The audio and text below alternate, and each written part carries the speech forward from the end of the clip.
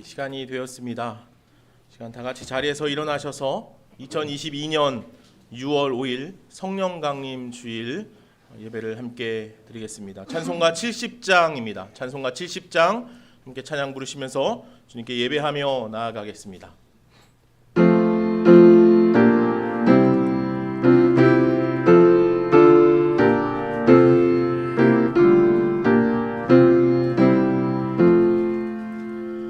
피난처 있으니 환난을 당한 자 이리 오라.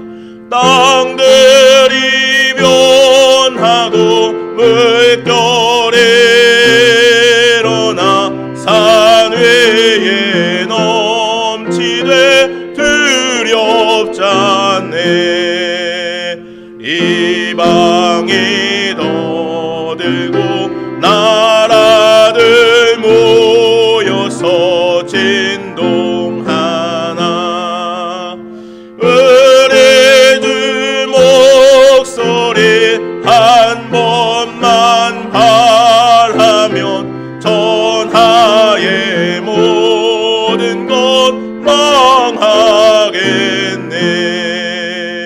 만유주 하나님 우리를 도우니 피난처요. 세상의 난리를 그치게 하시니 세상의 장검에 쓸데없네. 높으신 하나님 우리를 구하니 할렐루야. 괴로움이 심하고 환난이 극하나 피난처 되시는 주 하나님. 아멘. 이 시간 함께 참회의 기도를 드리겠습니다. 하나님이여, 내 속에 정한 마음을 창조하시고 내 안에 정직한 영을 새롭게 하소서.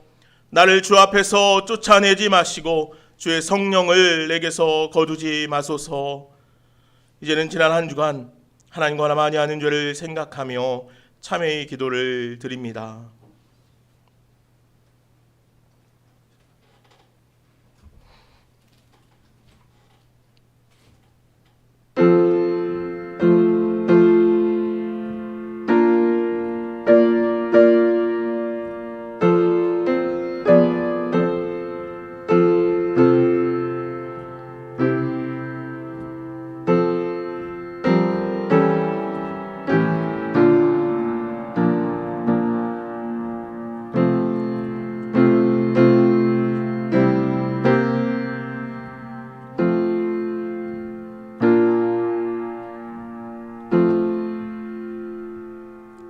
그러므로 이제 그리스도 예수 안에 있는 자에게는 결코 정죄함이 없나니 이는 그리스도 예수 안에 있는 생명의 성령의 법이 죄와 사망의 법에서 너를 해방하였음이라. 말씀하신 대로 여러분과 나는 이 시간 사죄의 은혜 받은 것을 확인합니다. 다 함께 사도신경 하심으로 우리의 신앙을 고백하겠습니다. 나는 전능하신 아버지 하나님 천지의 창조주를 믿습니다. 나는 그의 유일하신 아들 우리 주 예수 그리스도를 믿습니다. 그는 성령으로 잉태되어 동정녀 마리아에게서 나시고 본디오 빌라도에게 고난을 받아 십자가에 못 박혀 죽으시고 장사된 지 사흘 만에 죽은 자 가운데서 다시 살아나셨으며 하늘에 오르시어 전능하신 아버지 하나님 우편에 앉아 계시다가 거기로부터 살아있는 자와 죽은 자를 심판하러 오십니다. 나는 성령을 믿으며 거룩한 공교회와 성도의 교제와 죄를 용서받는 것과 몸의 부활과 영생을 믿습니다. 아멘. 자리에 앉으시겠습니다. 앉으셔서 함께 찬양하시겠습니다.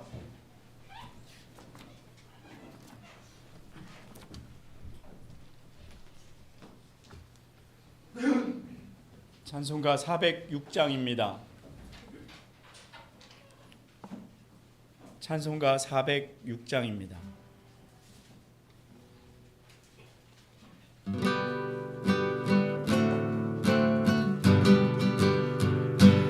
고난 내 영혼 편히 쉬고 풍랑이 일어도 안전한 포구 폭풍까지도 다스리시는 주의 영원한 발의지에 주의 영원하신 팔 함께 하사 항상 나를 붙드시니 어느 곳에 가든지 요동하지 않음을 주의 팔을 의지함이라. 세상 친구들 나를 버려도 예수는 함께 동행함으로 주의 은혜가 충만하리니 주의 영원한 발의지에 주의 영원하신 팔 함께 하사 항상 나를 붙드시니 어느 곳에 가든지 요동하지 않음을 주의 팔을 의지함이라. 나의 믿음이 연약해져도 미리 예비한 힘을 주시며 위태할 때도 안보하리는 주의 영원한 발의지에 주의 영원하신 팔 함께 하사 항상 나를 붙드시니 어느 곳에 가든지 요동하지 않음을 주의 팔을 의지함이라. 잊지 못한 것 주께 없으니 나의 인생을 주께 맡기며 나의 모든 짐 대신 지시는 주의 영원한 발의지에 주의 영원하신 팔 함께 하사 항상 나를 붙드시니 어느 곳에 가든지 요동하지 않음을 주의 팔을 의지함이라.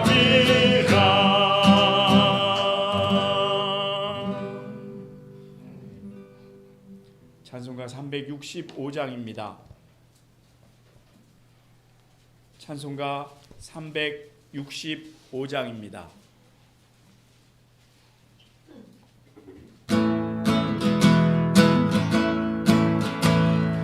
마음 속에 근심 있는 사람 주 예수 앞에 아뢰어라. 슬픈 마음 있을 때에나 주 예수께 아뢰라. 주 예수 앞에 아뢰어라.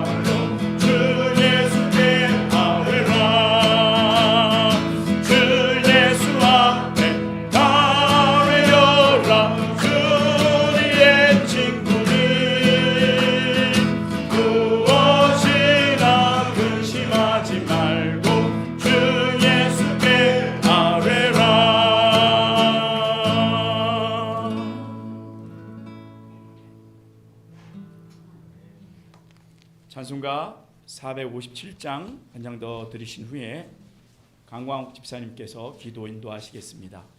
찬송가 457장입니다.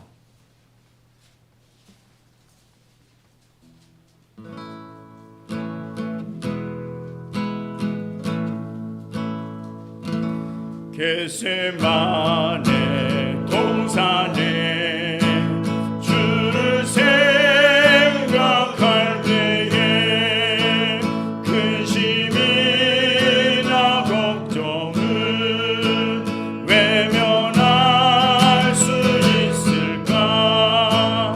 나를 항상 버리고 주를 따라가리라. 빌라도의 뜰에서 주를 생각할 때에 수치됨과 아픈 것 못 견딜 수 있을까? 이리 참고 묵묵히 주를 따라가리라.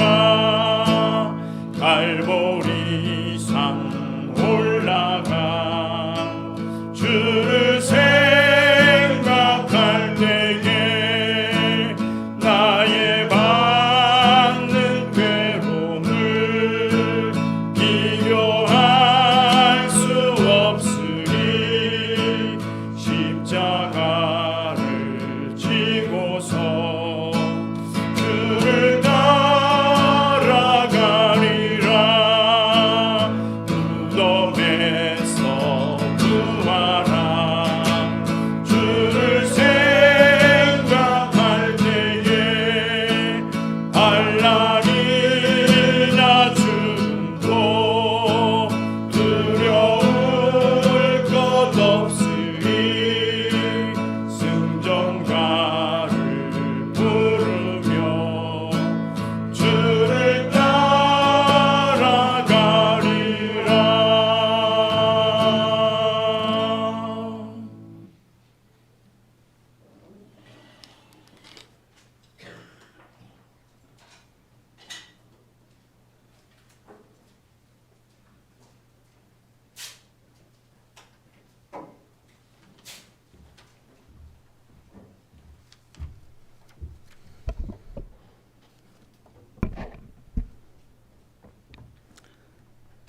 우리를 주님의 형상대로 지으시고 지혜와 능력을 주시고 자비로 구원하신 하나님, 오늘도 복된 주일을 허락하시어 주님의 전에 나와 예배하게 하시는 은혜에 감사와 영광을 드립니다.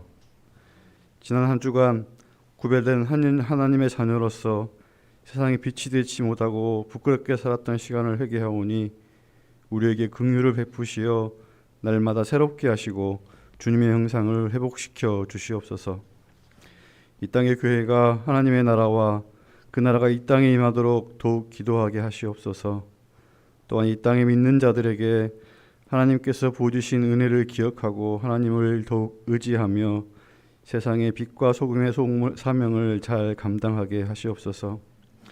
세계 각 나라에 흩어져 복음을 전하시는 선교사님들을 위해 기도합니다. 여러 어려움 속에 있을 때 하나님께서 때를 따라 돕는 은혜와 공급함을 허락하시어 주의 복음을 전할 때 부족함이 없는 사역들이 되게 하시옵소서. 삶의 가치가 무너지고 생명이 무시되는 사회 가운데 우리의 방향과 목적이 하나님을 찬양하는 데 있음을 기억하게 하시고 또한 그 진리를 가르치는 가정들이 되게 하시옵소서. 우리 자녀들이 주의 말씀을 배우고 지켜 행하게 하시고 하나님을 더욱 사랑하게 하시옵소서. 또 가정의 어떤 문제와 어려움을 주님께 맡길 때에 하나님의 인도하심이 늘 충만케 하시옵소서. 말씀을 증거하시는 목사님에게 성령의 은혜를 부어 주옵시고 주의 말씀의 역사를 통하여 육체의 고단함과 마음의 아픔이 있는 자들이 치유받는 시간들이 되게 하시며 하나님의 말씀을 붙들고 세상을 이기는 믿음도 허락하여 주시옵소서. 예수님의 이름으로 기도드립니다. 아멘.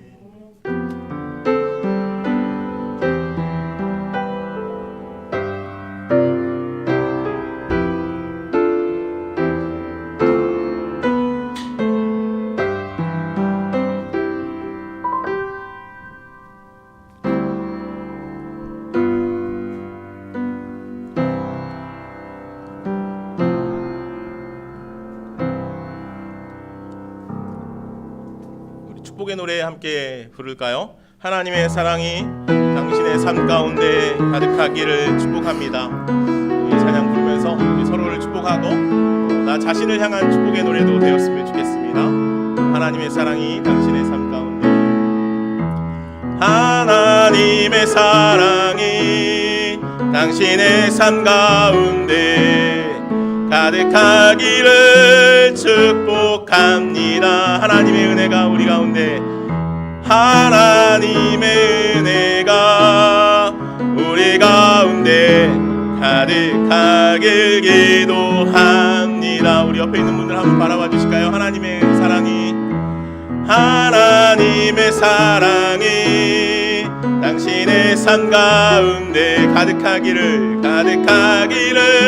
축복합니다. 하나님의 은혜가 우리 가운데, 하나님의 은혜가 우리 가운데 가득하길 기도합니다. 가득하길 기도합니다. 가득하길 기도합니다.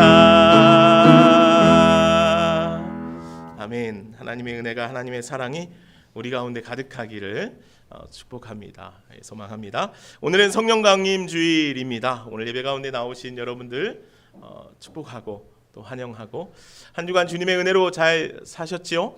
예.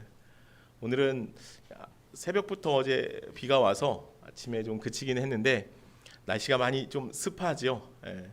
좀 답답할 수도 있는데 오늘 답답하면 창문 여셔도 되고요. 예.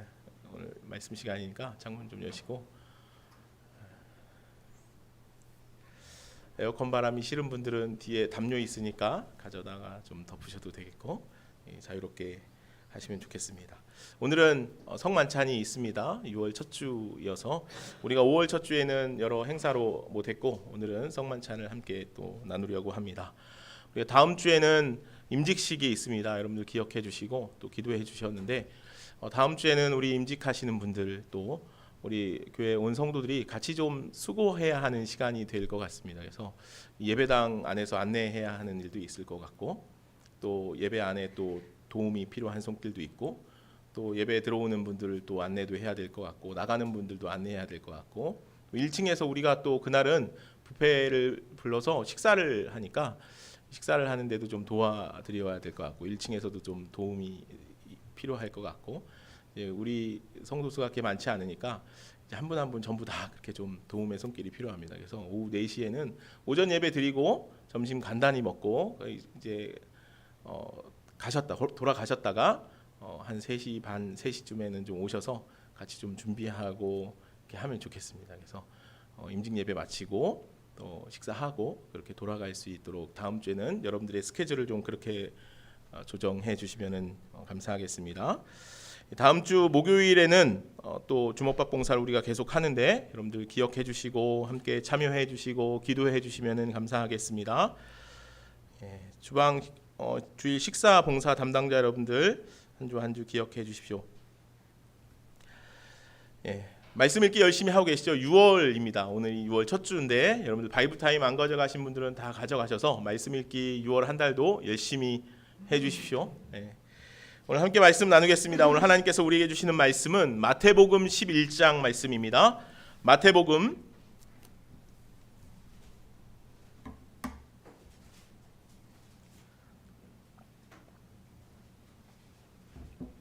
11장 28절로 30절에 있는 말씀입니다. 마태복음 11장 28절로 30절 말씀을 이제 제가 받들어 읽겠습니다. 수고하고 무거운 짐진 자들아 다 내게로 오라. 내가 너희를 쉬게 하리라. 나는 마음이 온유하고 겸손하니 나의 멍에를 메고 내게 배우라. 그리하면 너희 마음이 쉼을 얻으리니 이는 내 멍에는 쉽고 내 짐은 가벼움이라 하시니라. 아멘. 하나님의 말씀입니다. 우리가 오늘 요한복음 11장 말씀을 함께 살펴봤는데 우리가 잘 알고 있는 말씀이죠. 수고하고 무거운 짐진 자들아 다 내게로 오라. 내가 너희를 쉬게 하리라 라는 주님의 쉼에 관한 메시지입니다. 근데 오늘 이 말씀이 11장 마지막 부분에 기록되어져 있는데 이 말씀이 시작되기 전, 그러니까 오늘 11장 초반부에 보면 2절, 3절 말씀에 보면 이런 말씀이 기록되어 있습니다. 세례 요한의 이야기를 기록하면서 세례 요한이 예수님께 세례 요한의 제자들을 통하여서 이런 질문을 합니다. 3절에 보니까 11장 3절에 보니까 예수께 여짜오되 오실 그이가 당신이오니까 라고 그렇게 묻고 있습니다. 아니면 우리가 다른 일을 기다려야 합니까? 라고 그렇게 묻고 있죠. 근데 이 세례 요한의 질문은 어디에서 나오는 거냐면 지금 세례 요한이 옥에 갇혀 있었습니다. 감옥에 갇혀 있었다는 거예요. 감옥에. 헤로디 이제 불륜을 저지르고 잘못을 하고 나서 세례 요한이 그것에 대해서 지적할 때 헤롯이 그 자신을 지적하는 세례 요한을 참지 못하고 뉘우치지 아니하고 오히려 세례 요한을 옥에 가두는 일을 행하고 말죠. 그래서 그렇게 옥에 갇혀 있는, 감옥에 갇혀 있는 세례 요한이 예수님께 제자들을 통해서 이렇게 묻고 있는 것입니다. 오실 그가 당신입니까? 우리가 예상하고 있는 대로, 우리가 기다린 대로, 우리가 생각한 대로 당신이 예수님 맞습니까? 아니면 우리가 다른 일을 기다려야 하겠습니까? 라고 그렇게 묻고 있다는 것이죠. 오늘 이 세례 요한의 질문은 당시 백성들의 분위기를 아주 잘 대변해 주는 이야기라는 것입니다. 세례 요한의 마음속 깊은 곳에는 예수님을 향한 불신의 마음들이 생겨나기 시작했던 거예요. 분명히 그가 세례 요한이 볼 때 예수님은 오실 메시아, 그분이 맞는데 시간이 지나고 예수님의 사역의 시간들을 바라봐 왔더니 예수님께서 도무지 당최 자신들이 생각한 그 메시아의 모습으로 드러나지 않더라는 것이죠. 그래서 진짜 예수님이 맞는가? 우리가 기다렸던 예수님이 맞는가? 그런 이제 불신의 마음이 세례 요한 안에 들었던 거죠. 세례 요한 안에 그런 마음이 들었으니 다른 백성들, 세례 요한의 제자들이나 다른 백성들은 얼마나 그런 마음이 많이 들었겠습니까?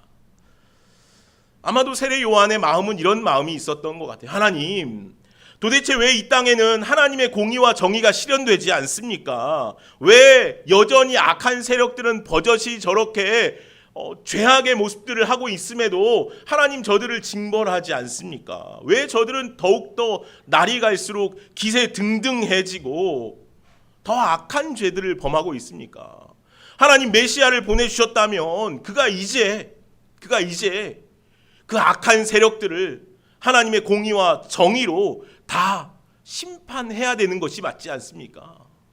이제 메시아가 오셨다면 이제 하나님의 공의와 정의의 칼을 휘둘러서 이 땅이 하나님의 나라로 변화돼야 되지 않겠습니까? 저 악한 세력들이 여전히 저렇게 날뛰고 있는 모습들을 보지 않아야 되는 것 아닙니까? 이런 마음이 세례 요한 안에 있었다는 것이죠. 그런데 이러한 마음은요, 이 시대 안에 세례 요한, 예수님의 시대에 세례 요한에게만 있었던 마음이 아니라는 거예요. 그 이전에도, 오늘날에도 그렇죠. 그 이전에도 그런 마음들을 갖고 있는 신앙의 사람들이 많이 있었죠. 대표적으로 누굽니까? 하박국 선지자 아닙니까? 하박국 1장 2절 4절 말씀에 보면 이런 말씀이 있습니다. 하박국 선지자가 하나님께 이렇게 자신의 마음을 쏟아내죠. 내가 부르짖어도 주께서 듣지 아니하시니 어느 때까지이니까? 내가 강포로 말미암아 외쳐도 주께서 구원하지 아니하시나이까? 어찌하여 내게 죄악을 보게 하시며 패역을 눈으로 보게 하시나이까?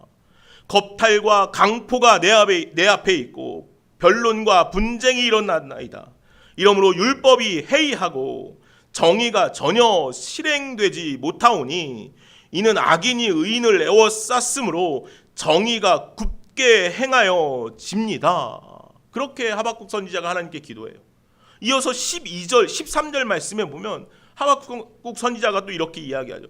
주께서는 눈이 정결하심으로 악을 참아보지 못하시며 패역을 참아보지 못하시거늘 어찌하여 거짓된 자들을 방관하시며 악인이 자기보다 의로운 사람을 삼키는데도 잠잠하십니까? 이 하박국 선지자의 기도가 어떻습니까? 때로는 이 시대 가운데 우리들의 마음에 울려 퍼지는 그런 기도의 내용이 될 때가 있지도 않습니까? 천지를 창조하신 여호와 하나님께서 이 땅의 악한 세력들, 거짓된 무리들을 그냥 내버려 두시는 것이 이해가 되지 않는다는 거예요. 창조주 하나님에 의해서 이 땅 가운데 하나님의 공의와 정의가 실현되어지는 것은 마땅하다는 것이죠. 그렇지 않습니까? 왜냐하면 이 땅은 하나님께서 그냥 버려두시는 악한 그냥 세상이 아니잖아요. 하나님의 창조물이잖아요. 하나님께서 아름답게 창조하신 하나님의 창조의 세상이라는 거예요. 그러니 이제 하나님의 공의, 하나님의 역사가 이 땅 가운데 운행되어져야 한다는 것이죠. 그것이 마땅하다는 것이죠. 그런데 이런 하박국 선지자의 한탄 어린 기도에 하나님께서 이렇게 대답하시죠. 하박국 2장 3절 이하의 말씀입니다. 2장 3절 4절 말씀인데 제가 읽어드릴게요. 이 묵시는 정한 때가 있나니 그 종말이 속히 이르겠고 결코 거짓되지 아니하리라. 비록 더딜지라도 기다리라. 지체되지 않고 반드시 응하리라. 보라, 그의 마음은 교만하며 그 속에서 정직하지 못하나 의인은 그 믿음으로 말미암아 살리라. 그렇게 말씀하셔요. 의인은 그 믿음으로 말미암아 산다라고 말씀하신다는 거예요. 불평하고 있는 하박국 선지자에게 하나님께서 그래, 이제 네가 그렇게 불평이 많으니 내가 이 세상을 손봐줄게. 하나님의 공의로 이 땅을 심판할게 라고 그렇게 말씀하시는 것이 아니라 하박국 선지자에게 의인은 믿음으로 사는 거야. 그렇게 말씀하신다는 거죠. 우리는 언제나 예수 그리스도를 믿음으로 말미암아 그 믿음에 따른 어떤 보상이나 대가를 원할 때가 있어요. 내가 이렇게 믿었으니까, 내가 이만큼 행했으니까 하나님께서 나를 향하여서 행하시는 어떠한 모습들이 있어야 한다는 것이죠. 그래야 나의 믿음이 더욱더 커지고 그에 따른 하나님의 반응은 또 더 많이 커져야 한다는 것이죠. 이것이 우리들의 마음이에요. 그래서 사람들이요, 신약시대 오늘 세례 요한의 때에도 그랬던 거예요. 메시아를 기다리고 있는 거예요. 바르게 살면서 메시아를 기다리고 있는 거예요. 사람들이 메시아를 기다리는 이유가 여기에 있죠. 뭡니까? 대가가 있을 거라는 거예요. 하나님께서 이제 금방 심판하실 거라는 거죠. 메시아가 오셔서 자신들의 상황을 이제 완전히 뒤바꿔 주실 것이라는 거예요. 오실 메시아는 그러해야 한다는 것이죠. 예수님께서 오셨어요. 세례 요한이 분명히 메시아라고 생각했는데 그분이 오셔서 행하는 행동들이나 모습들은 자신들이 기대하는 그 기대에 미치지 않아요. 자신들의 보상의 대가로 만족하지 않았다는 거예요. 그런데요, 하나님의 그에 대한, 우리의 믿음에 대한 하나님의 보상은요 언제나 없다는 거예요. 하나님께서는 하박국 선지자에게 이렇게 대신에 대답해 주시는 거예요. 의인은 믿음으로 사는 거야. 의인은 믿음으로 산다는 거예요. 무슨 얘기입니까? 먼저 그럼 믿음은 뭡니까? 믿음으로 산다는 게 뭘까요? 믿음으로 산다는 거. 믿음이란 하나님과 나 사이의 관계예요. 하나님과 나 사이의 인격 대 인격의 관계로의 만남을 믿음이라고 하는 거예요. 그래서 믿음은요, 그의 형상대로 만드신 우리에게, 하나님의 형상대로 만드신 우리에게 하나님께서 인격적으로 찾아오시고 우리는 그 하나님을 인격적으로 만나는 행동이에요. 그래서 믿음은 뭐냐면요, 믿음은 하나님을 의지하는, 하나님과의 만남을 추구하는 삶이라는 거예요. 그래서 오늘 하박국 선지자에게 주님께서 의인은 믿음으로 사는 거야 라고 말씀하시는 것은 무엇이냐면, 너희들이 생각한 그 보상, 그 대가는 다른 무엇이 아니라 하나님 그분 자체라는 의미라는 거예요. 그래서 의인은 단지 하나님으로 인해서 살아가는 존재가 된다라는 거예요. 이해가 되십니까? 정의롭고 공의로운 세상이 오실 메시아로부터 주어지는 것이 아니라 메시아를 보내심으로 말미암아 우리가 하나님과 더 가까운 존재가 되어질 수 있다는 거예요. 믿음은 하나님과 우리 사이의 관계라고 이야기했으니까. 그래서 오늘 우리들이 믿음으로 살아가는 것, 믿음의 삶을 살아갈 때 우리에게 주어지는 것은 무엇이냐면 하나님과 더 가까워지는 것, 하나님께 더 깊이 나아가는 것, 하나님과 더 깊은 친밀한 교제 가운데 세워지는 것이라는 거예요. 이게 하나님께서 우리에게 주시는 것이에요. 믿음의 보상이 이것이죠. 다시 말하면 믿음의 보상은 하나님 그 자체라는 것이에요. 그래서 오늘 예수 그리스도께서 이 땅에 오심, 메시아를 기다리는 이들에게 오심은 뭐예요? 메시아를 통해서 그들이 궁핍하고 어렵고 학대받고 억압받는 삶에서 이제 그들이 편안하고 좋은 삶으로 만족한 육신의 삶을 누려가는 것이 메시아의 오심에 대한 보상이 아니라, 메시아의 오심에 대한 보상은 뭐냐면 그 예수 그리스도로 인하여서 우리가 하나님과 더 친밀한 관계 가운데로 나아갈 수 있게 되는 것이라는 거죠. 그래서 예수님께서 이 땅에 오셔서 행한 행동들은 그런 것들이었잖아요. 메시아의 오심으로 말미암아 이 땅에 많은 죽어가는 영혼들이 주님을 만나는 일들이 일어나게 되었던 거예요. 하나님이 어떤 분인지 더 깊이 깨닫게 되었던 것이죠. 오늘 하박국 선지자는요, 이 주님의 음성을 금방 깨닫는 것 같아요. 하박국 2장에서 주님께서 의인은 믿음으로 사는 거야 라고 말씀하시니까 하박국 선지자가 그것을 깨닫고 하박국 3장 17절 이하에 이렇게 고백하잖아요. 제가 한번 읽어드릴게요. 우리가 잘 아는 말씀이에요. 비록 무화과 나무가 무성하지 못하여도 포도나무에 열매가 없으며 감람나무에 소출이 없으며 밭에 먹을 것이 없으며 우리의 양이 없으며 외양간에 소가 없을지라도 나는 여호와로 말미암아 즐거워하며 나의 구원의 하나님으로 말미암아 기뻐하리라. 주 여호와는 나의 힘이라. 그렇게 고백하고 있어요. 1장에서 하나님께 기도하던 하박국 선지자의 모습과는 전혀 다른 모습이죠. 하나님 왜 이 땅에 이렇게 악한 이들이 흥왕합니까? 하나님 왜 의인이 이렇게 고난 가운데 놓여 있습니까? 하나님께 원망과 불평의 기도를 하던 하박국 선지자가 의인은 믿음으로 사는 거야 라고 말씀하시는 주님의 음성을 듣고 하나님, 나는 오직 여호와로 말미암아 살아가겠습니다. 하나님만이 나의 힘이 되시고 나의 능력이 되십니다. 하나님 한 분으로 기쁨을 누리고 감사의 삶을 살아가겠습니다 라고 고백하게 되는 것이라는 거죠. 이 하박국 선지자의 고백이 오늘 저와 여러분들의 고백이 되어지기를 간절히 소망합니다. 여러분들, 우리가 믿음으로 말미암아, 오늘 우리가 신앙의 자리에 세워짐으로 말미암아, 오늘 하나님께 나아감으로 말미암아 우리가 누릴 수 있는 것, 우리가 얻을 수 있는 것은 무엇이냐면 하나님과 더 친밀한 믿음의 자녀로 세워지는 것이라는 거예요. 하나님을 더 깊이 알아가는 일이라는 것이죠. 하나님과 더 가까운 존재가 되어지는 것이라는 거예요. 그렇게 살아갈 수 있는 저와 여러분들이 되기를 바랍니다. 세례 요한은요, 마태복음 3장 11절에 예수 그리스도에 대해서 이렇게 이야기해요. 내 뒤에 오시는 이는 나보다 능력이 많으시니 나는 그의 신을 들기도 감당하지 못하겠노라. 그는 성령과 불로 너희에게 세례를 베푸실 것이다 라고 그렇게 말씀을 전하죠. 오실 그분은요, 어떤 분이냐면 이 세례 요한이 사람들에게 이야기하는 거예요. 자신이 깨달은 메시아에 대해서 능력이 많으신 분이라는 거예요.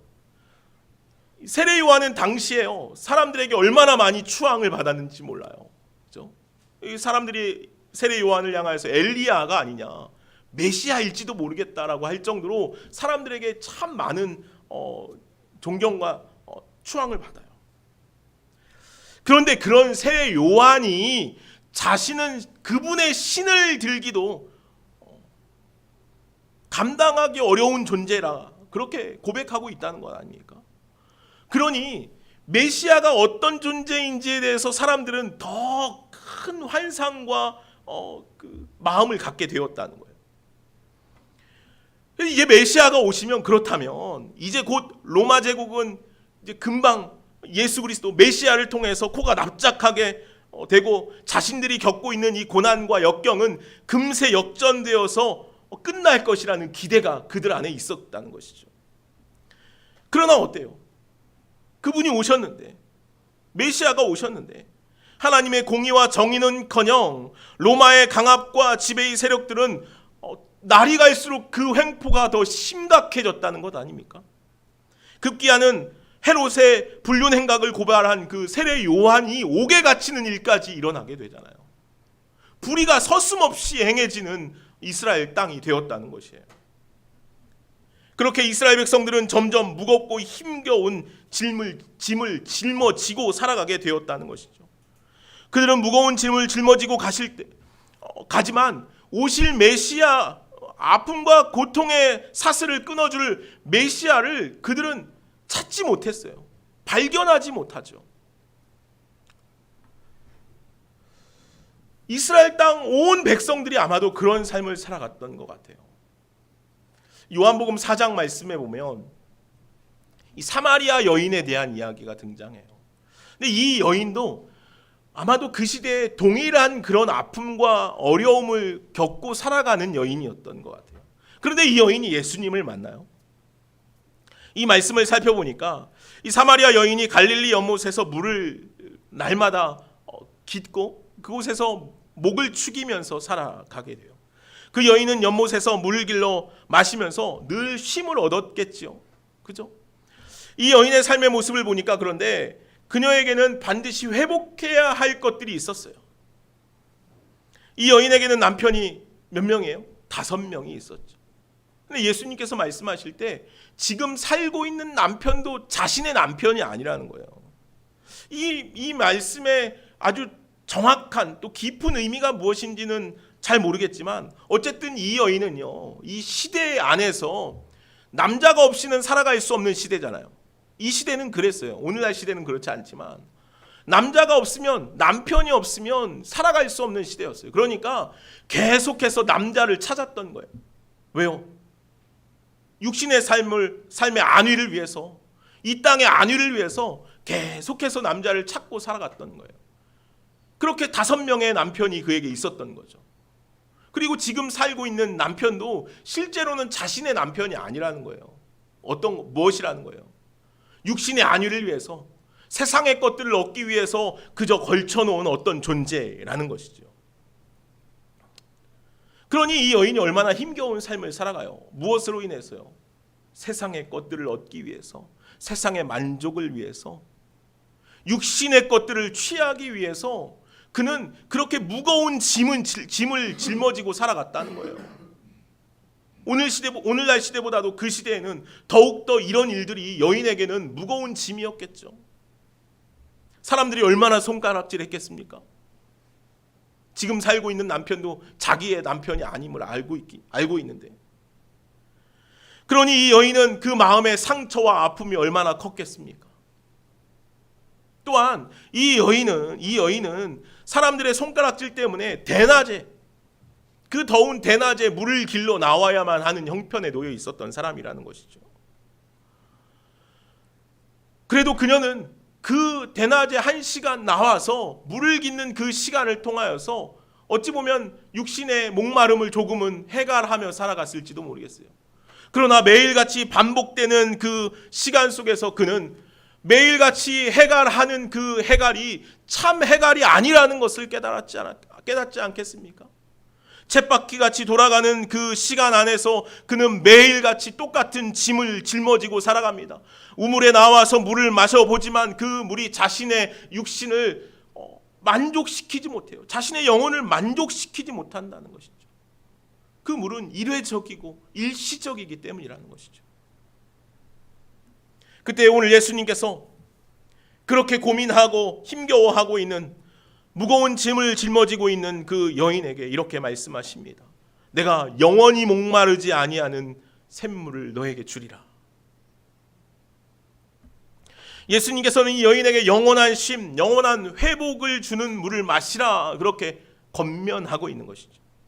오늘 이 여인에게 필요한 것은 영원한 생명이었던 것이죠. 육체의 목마름을 해결하는 것이 아니라 상하고 찢겨진 외로움과 아픔으로 가득한 그 영혼의 해갈이 필요했다는 것이에요. 근데 그 영혼의 해갈은 어디에서 올 수 있습니까?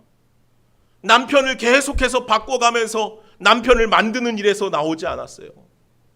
영혼의 해갈은 우물에 나와서 물을 마시는 것으로 해결되지 않았다는 거예요. 영혼의 해갈은 오직 주님 앞에 나아감으로 말미암아 해결될 수 있다는 것이죠. 이 오늘 예수님께서 말씀하시는 거예요. 내게로 와서 마시라.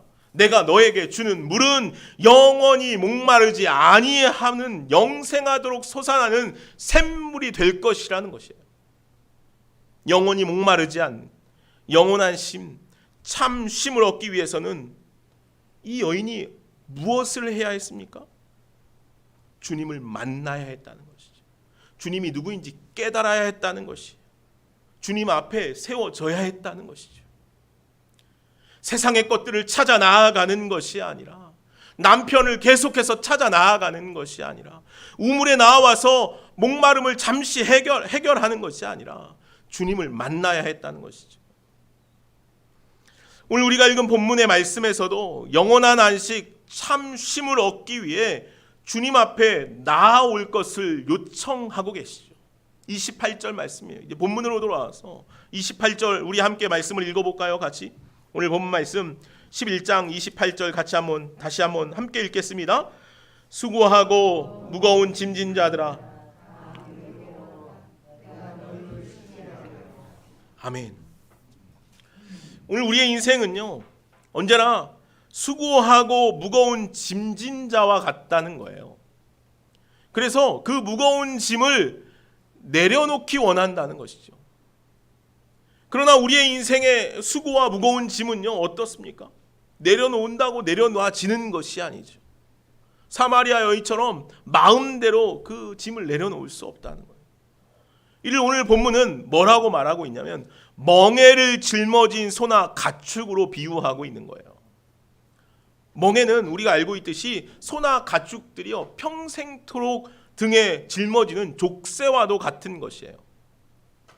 이 고대에는요, 이 소나 당나귀의 뿔이나 목에다가 이 멍에를 이렇게 씌우는데 그 멍에를 매야 짐을 실을 수 있었던 거예요. 짐을. 그런데 그 멍에를 메어놓고 짐을 위에다 실으면 이 짐이 너무 무거우면 때로는 이 멍에가 그 가슴을 쪼여서 이 숨통을 압박해서 짐승들이 때로는 죽는 경우들도 생겨난다는 거죠. 무거운 짐, 그렇게 무거운 짐을 짊어지게 되면요. 이와 같이 우리의 모든 인생이 자기의 인생의 멍에를 지고 수고하고 무거운 인생을 살아가고 있다는 것이에요. 우리가 그렇잖아요. 우리의 멍에가 내가 내려놓는다고 내려놔지지 않죠. 일을 해도 끝이 없죠. 그리고 그 일 때문에 또 받는 스트레스로 인해서 우리는 고난과 어려움을 당해요. 아무리 일을 끝내려고 해도 끝나지 않죠. 멈추고 싶어도 멈춰지지 않는다는 거예요. 이게 바로 우리의 인생 아닙니까? 오늘 우리가 하고 싶은 것은 많으나 할 수 있는 것이 없죠. 내가 할 수 있는 일보다는 할 수 없는 일들이 훨씬 많기 때문이기도 해요. 우리의 육신의 질병도 많이 있고 우리의 내면의 질병은 또한 우리를 얼마나 많이 괴롭힙니까? 이 시대의 삶을 보면. 또 그런 것만 있습니까? 인생은 서로 또 얼마나 그런 자신의 인생의 무거운 짐만 지고 가도 어렵고 허덕이는데 서로 상처 주고 아프게 하고 힘겹게 하는 일들도 얼마나 많은지 몰라요. 심지어는 가족들 사이에서도 아주 가까운 사이에서도 서로 상처 주고 상처받는 일들이 얼마나 많습니까? 이런 모든 것들이 우리 인생의 무거운 짐으로 지워지게 된다는 것이죠. 이렇듯 오늘 우리가 살아가는 삶의 현장에는 눈물과 탄식과 고통이 가득할 수밖에 없어요. 이처럼 사람들은 무거운 멍에를 지고 허덕이는 짐승처럼 그렇게 살아가고 있다는 거예요. 그렇게 수고하고 무거운 짐을 지고 살아가는 우리에게 오늘 주님께서 이렇게 말씀하시는 거예요. 평안의 안식으로 나오라는 거예요. 수고하고 무거운 짐진 자들아, 다 내게 오라. 내가 너희를 쉬게 하겠다라고 말씀하시죠. 주님께서 우리를 초대하시는 것이에요. 나에게 나아오라는 것이죠. 세상에 온갖 무거운 짐을 지고 가는 이들아, 다 내게로 오라. 내가 너희를 쉬게 하리라. 너에게 쉼을 주리라 라고 말씀하셔요. 이 주님의 초대에 날마다 응할 수 있는 저와 여러분들이 되기를 간절히 소망합니다. 그런데 우리가 여기서 한 가지 기억해야 할 게 있어요. 우리는요, 주님께 나아가기만 하면 주님께서 우리가 짊어지고 있는 그 수고하고 무거운 짐들을 다 대신 짊어주실 것이라고 생각해요. 그렇잖아요. 주님께서 우리에게 나오라고 초청했으니까 주님께서 우리의 짐을 다 짊어주시겠구나. 그래서 우리의 짐을 다 주님의 등에 지워버릴 수 있겠구나. 그렇게 생각한다는 것이죠. 그러나 이것은 잘못된 생각이죠. 오늘 말씀을 잘못 이해하고 있는 것이에요. 말씀을 잘 살펴보면 주님께서 대신 짐을 짊어지시겠다라고 말씀하지 않아요. 우리의 짐을 줄여주시겠다고 말씀하시지도 않아요. 말씀을 한번 다시 읽어볼까요? 28절, 29절 한번 읽어볼까요?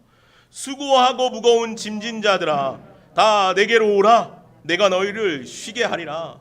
나는 마음이 온유하고 겸손하니 나의 멍에를 메고 내게 배우라. 그리하면 너희 마음이 쉼을 얻으리니 이는 내 멍에는 쉽고 내 짐은 가벼움이라 하시니라. 아멘. 수고하고 무거운 짐진 자들아, 다 내게로 오라. 내가 너희의 짐을 대신 지어줄게. 너희의 짐을 줄여줄게 라고 말씀하시지 않고, 나는 마음이 온유하고 겸손하니 나의 멍에를 메고 배우라는 거예요. 주님 앞에 나아가서 우리가 무거운 짐을 지고 나아갈 때 우리가 쉼을 얻을 수 있는 이유가 뭐냐면, 주님의 멍에를 메는 방법을 가르쳐 주시기 때문이라는 거예요. 이 말씀 우리 좀 잘 생각해 봐야 해요. 우리가 주님께 나아가 쉼을 얻을 수 있는 것은 주님께서 우리의 멍에를 대신 짊어지거나 우리의 멍에를 줄여주기 때문이 아니라 주님의 멍에를 메는 방법을 가르쳐 주시기 때문이라는 거죠. 주님의 멍에를 메면 세상에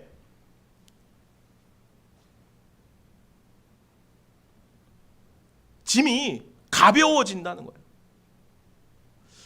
왜 그렇죠? 주님의 멍에를 메는 방법을 배우면 세상의 짐이 가벼워져요. 그들이 그렇게 무겁게 또 버겁게 메어온 육신의 짐이 이제 주님의 짐 앞에 가보니까, 주님 앞에 가보니까 그 육신의 짐이 아무것도 아니더라는 거예요. 이제 주님께 나와 주님의 멍에를 메는 방법을 배우라는 거예요. 너희가 그동안 세상에 무거운 짐을 짊어지고 살아왔는데 그 무거운 짐, 그거 사실은 아무것도 아니야. 세상의 짐이 아니라 이제 나의 멍에를 메는 방법을 배워봐. 그렇게 말씀하신다는 거죠. 주님이 주시는 멍에를 지면 주님의 멍에를 메는 방법을 내가 가르쳐 줄 거야. 주님의 멍에를 메면 우리는 세상의 짐이 아무것도 아닌 것이 되기 때문에 우리가 쉼을 얻을 수 있게 된다는 것이죠. 그럼 주님의 멍에를 우리가 어떻게 맬 수 있겠습니까? 그렇죠? 세상의 짐도 우리가 무거워서 버거워서 힘겨워서 허덕이는데 우리가 어떻게 주님의 멍에까지 질 수 있겠어요? 나와 배우라는 거예요. 고대 이스라엘에서는 이 멍에를 소 2마리의 목에 얹어서 메었어요. 그래서 엘리야가, 여러분 이 말씀이 기억나시는지 모르겠어요. 엘리야가 엘리사를 이제 지명하러 가요. 엘리사에게 하나님의 말씀들을 주기 위해서 가요. 그때 엘리사가 소 12결의를 메고 있었어요. 12결의. 이 결의는, 한 결의는 소 2마리를 한 결의라고 해요. 소 2마리를 왜 한 결의라고 하냐면 소 2마리에게 멍에를 한꺼번에 메었기 때문이에요. 그래서 소 2마리가 한 멍에를 메고 있기 때문에 결의 한 결의가 되는 거예요. 이 당시에는 보통 소 2마리에게 멍에를 같이 씌웠다는 것이죠. 이는 힘이 있고 경륜이 있는 소와 좀 약하고 어린 소가 함께 멍에를 짊어지므로 자연스럽게 그 멍에를 끌고 가는, 매는 방법을 가르치고 배우게끔 하였다는 것이죠. 때문에 예수님께서 멍에를 예를 들어서 우리들에게 말씀하시는 것, 주님의 길을 이야기하시는 것은 아주 적절한 비유인 것이에요. 예수님의 멍에는 농부이신 예수님이 이끄시는 멍에가 될 수도 있겠죠. 그죠? 주님께서 우리들에게 멍에를 메어 주실 수도 있겠지만, 또 한편으로는 예수님이 한쪽에 멍에를 메고 내가 다른 한쪽에 멍에를 메기도 한다는 거예요. 주님과 함께 그 멍에를 메면 어떻겠습니까? 주님께서 그 멍에를 우리보다 더 거뜬히 메어 가시겠다는 것이죠. 그래서 우리는 함께 주님과 함께 동행함으로 그 멍에를 같이 쉽게 가볍게 멜 수 있게 된다는 것이에요. 이 오늘 예수님께서 나의 멍에를 메고 내게 배우라, 그렇게 말씀하고 있는 거예요. 주님은 그래서 우리들에게 이렇게 초대하시는 것과 같아요. 얘야, 내 멍에 짝이 되어줘라. 내 옆에서 나와 함께 일해주렴. 그러면 어떻게 인생의 멍에의 짐을 끌고 가는지 내가 가르쳐 주마. 세상의 짐이 아니라 내가 주님의 하나님 나라의 일들을 가르쳐 주겠다라고 우리에게 말씀하신다는 것이죠. 예수님의 멍에를 메는 일에 오늘 저와 여러분들을 주님께서 날마다 초대하신다는 거예요. 나와 함께 멍에를 메지 않겠니? 내 옆에서 나와 함께 멍에를 메지 않겠니? 오늘 저와 여러분들이 주님 옆에서 주님의 멍에를 함께 멜 수 있는 그런 저와 여러분들이 되기를 간절히 소망합니다. 사랑하는 여러분, 오늘 예수님께서는요, 나에게 배우라 라고 그렇게 말씀하셔요. 예수님과 함께 좀 만나보자. 예수님과 함께 좀 대화해라. 예수님과 함께 인격적으로 한번 살아봐라. 예수님과 함께 더불어 살아가라. 그렇게 말씀하시는 것과 같다는 것이죠. 오늘 본문에서 이 배우라라는 이 말은요, 헬라어 원어를 살펴보면요, 현재 이게 문법적으로 현재 진행형 단어를 써요. 이는 과거의 한순간에 답이 없다고 끝나는 것이 아니라, 혹은 오늘 배웠다고 다음에 배울 것이 없다는 것이 아니라, 예수님을 배워나가고 알아가는 것은 어제도 오늘도 내일도 매일같이 매 순간 더해가야 하는 일이라는 것을 우리에게 가르쳐주는 것이에요. 그래서 오늘 본문의 배우라라는 단어는 학습이 아니라 삶에 더 가까운 단어라 그렇게 말해요. 한 번 배우고 끝나는 것이 아닌 계속해서 삶 속에서 예수님의 삶을 살아내는 것, 이것이 배우는 것이라는 것이죠. 그래서 유진 피터슨의 이 메시지라는 성경에서요, 이 구절, 오늘 본문의 구절을 이렇게 번역해요. 나와 함께 걷고 나와 함께 일하라, 그렇게 말한다는 것이죠. 오늘 주님께서는요, 무거운 짐을 지고 가는 이들에게 나에게 와서 나와 함께 살아가자. 내 짐, 즉 십자가라는 짐이 있지만 이 짐은 내가 대신 질 터이니 너는 나의 그늘 아래 거하면서 나와 함께 그 십자가 안에서 살아가라. 그렇게 말씀하시는 것입니다. 이제 주님의 멍에를 메는 일을 주저하지 마시기 바랍니다. 주님의 멍에는 쉽고 가볍습니다. 주님께서 우리와 함께 메고 계시기 때문이라는 것이죠.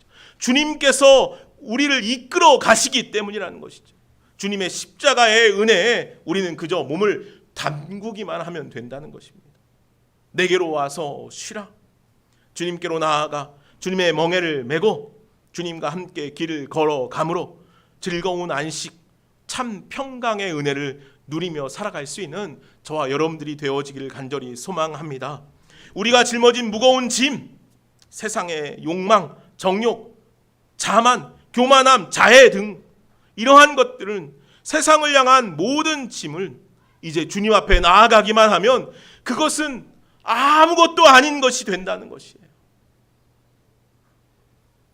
주님께 나아가면 이제 우리의 그러한 연약함들을 주님께서 함께 짊어지고 십자가 앞에서 우리를 은혜로 구속하여 주신다라고 말씀하셔요. 그 구속의 은혜가 저와 여러분들 안에 있기를 소망합니다. 주님께 나와 배우라. 주님과 함께 살을 맞대며 주님의 은총 안에 살아갈 수 있는 그런 저와 여러분들이 되기를 간절히 소망합니다. 기도하겠습니다. 사랑과 은혜가 많으신 하나님, 수고하고 무거운 짐진 자들아 다 내게로 오라. 내가 너희를 쉬게 하리라 라고 말씀하여 주셨습니다. 오늘 우리가 이 땅을 살아가면서 얼마나 무거운 짐을 짊어지고 살아가는지 모릅니다. 그런데 주님 앞에 우리가 그 짐을 짊어지고 나와 보니 그 세상의 것들은 아무것도 아닌 것이라는 것을 우리가 깨닫습니다. 그래서 오늘 우리가 주님 앞에 나와 예수 그리스도의 그 십자가의 짐 앞에, 십자가 앞에 함께 무릎 꿇고 십자가의 은혜로 이 땅의 모든 것들이 구속받는 은혜를 경험하게 하여 주옵소서. 내게로 와서 배우라. 내 짐은 가벼우니라 라고 말씀하십니다. 주님과 함께 동거동락하며 주님과 함께 살을 맞대이며 우리가 주님의 은혜 안에 기쁨과 감사의 노래를 부르며 살아갈 수 있게 주님 은혜를 베풀어 주옵소서. 예수 그리스도의 이름으로 기도하옵나이다. 아멘.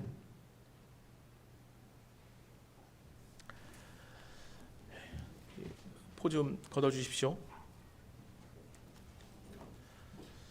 이 시간 우리 함께 성찬의 자리로 주님께서 우리를 부르십니다. 주님의 피로 구원을 받은 성도 여러분, 오늘 우리가 성찬, 성예전을 함께 진행할 텐데 이 성찬, 성예전은 주님께서 우리를 대신하여 지신 그 십자가의 은혜를 함께 누리는 시간입니다. 주님께서 우리에게 베푸신 그 십자가의 찢김과 피 흘림을 오늘 우리가 함께 먹고 마심으로 주님의 은혜가, 주님의 십자가의 영광이 우리 안에 가득하기를 소망해 봅니다. 기도하겠습니다.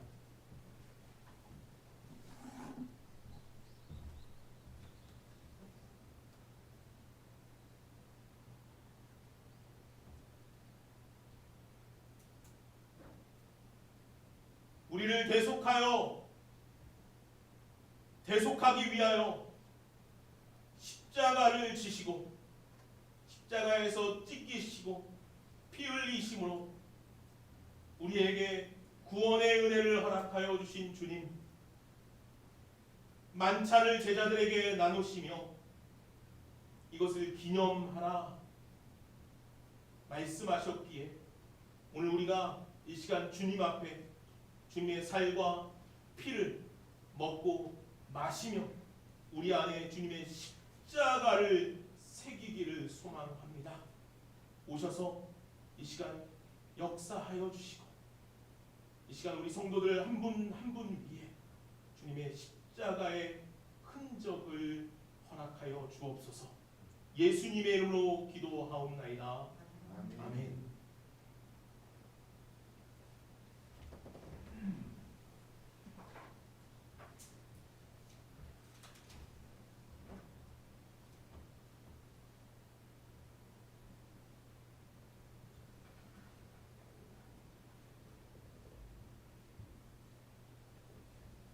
명례를 하겠습니다.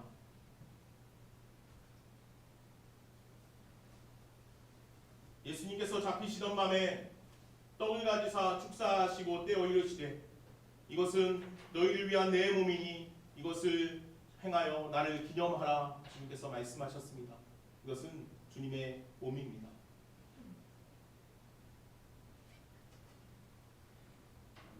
또 식후에 그와 같이 잔을 가지시고 이르시되 이 잔은 내 피로 세운 내 언약이니 이것을 행하여 날마다 나를 기념하라 말씀하셨습니다. 그것은 주님의 보혈입니다.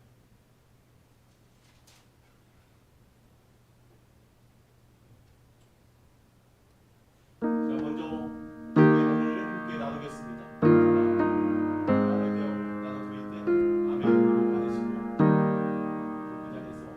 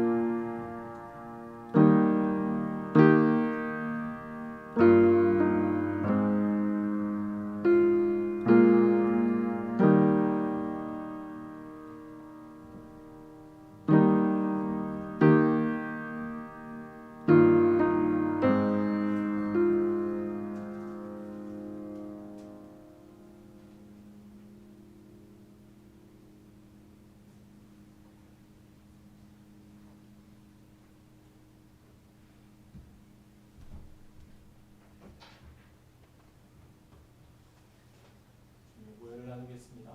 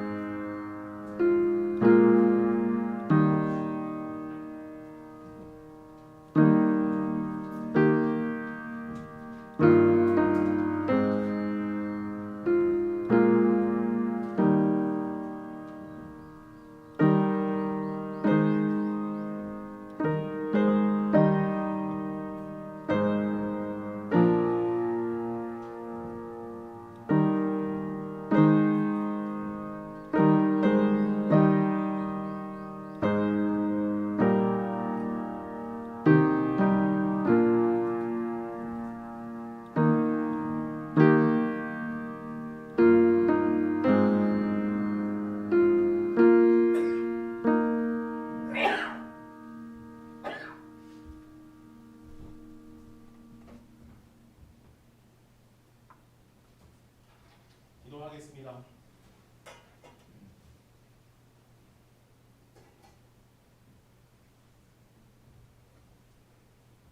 은혜가 풍성하신 하나님 아버지, 주님께서 오늘도 우리에게 자비의 은총을 허락하여 주심을 친히 알려주시니 감사합니다.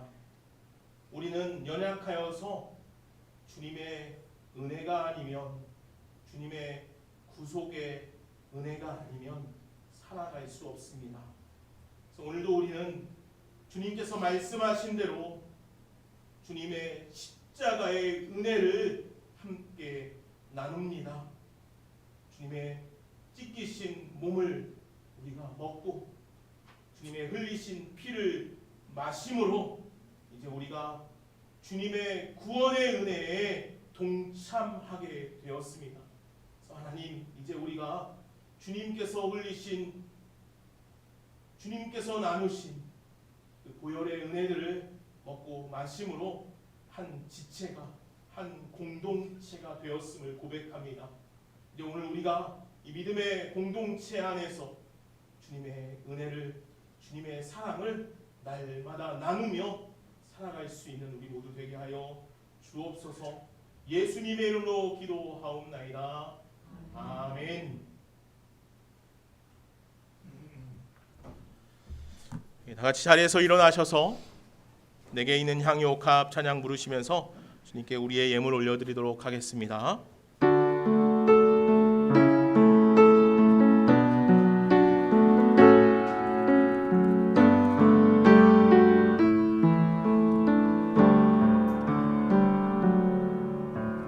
내게 있는 향유 값 주께 가져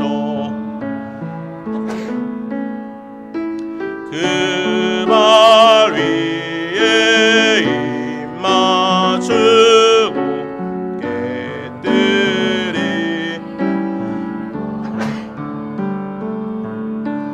나를 위해 험한 산길